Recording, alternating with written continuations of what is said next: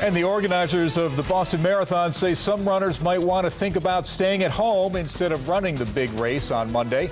Ahead at 6:30, why they're making changes to the race. Organizers are warning Boston Marathon runners to scratch the race off their bucket list and stay home. Temperatures are expected to reach 90 degrees. The Boston Athletic Association is even encouraging participants to stay home by allowing their qualification to carry over to next year's marathon. And the heat has the association so worried they're planning on keeping the finish line open an hour later than normal. Organizers say that's not the only change. We've begun the process of ramping up. More water, more ice along the course, more medical sweep buses, increasing the sizes of medical tents. Similar temperatures in 2004 caused 1,100 runners to get dehydration. Some even collapsed during the race. Moviegoers picked violent movies this weekend. The Hunger Games, the blockbuster that tells the story of teens fighting to the death, takes the top of the box office with $21.5 million. This takes the movie to its fourth week at #1 with $337.1 million total. The Three Stooges debuted at second place with $17.1 million. Cabin in the Woods and Titanic 3D rounded out the top 4 box office spots. And my wife and I went to go see The Hunger Games yesterday. Good. Loved it, but read the book first. Book is always better than the movie. No, okay. I've not seen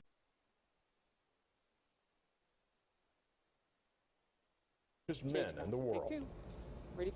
The nation's capital is prepping for a huge party right now. The National Cherry Blossom Festival is a big event that's expected to last 5 weeks. Celebrations started over 100 years ago. In 1912, Japan gave the U.S. more than 3,000 cherry trees. The festival starts Tuesday. That's the official start of spring.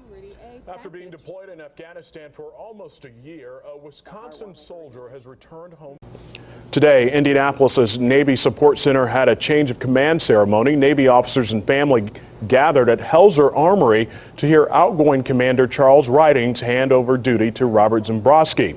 Zembrowski was previously stationed at a naval base in Willow, Pennsylvania. He thanked family members, but outgoing Officer Ridings had some words to pass on to the incoming officer. Tell the truth, tell the truth, tell the truth.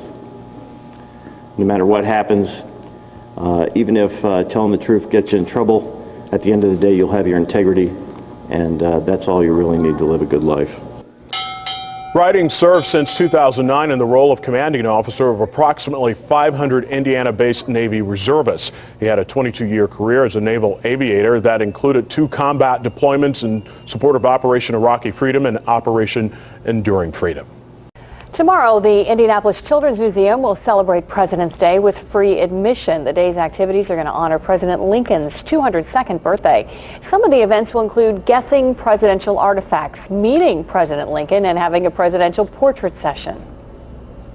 It's a wonderful opportunity for families to enjoy teachable moments together. From infants to grandparents, they get to explore cultures from around the world and learn some presidential history because it is President's Day. The museum is open from 10 until 5. After much uproar, ESPN fired an employee for posting an offensive ethnic slur online. And this slur was in reference to Jeremy Lin, the first NBA player of Taiwanese descent. The racial term was posted on ESPN's mobile website for 35 minutes before it was removed. An anchor who read the same slur on air was suspended by the network for 30 days. The network issued an apology stating that both incidents were inappropriate and offensive. Some California students made an amazing discovery while cleaning up a lake. Take a look at this. It's a bag full of watches, silver, and antique jewelry.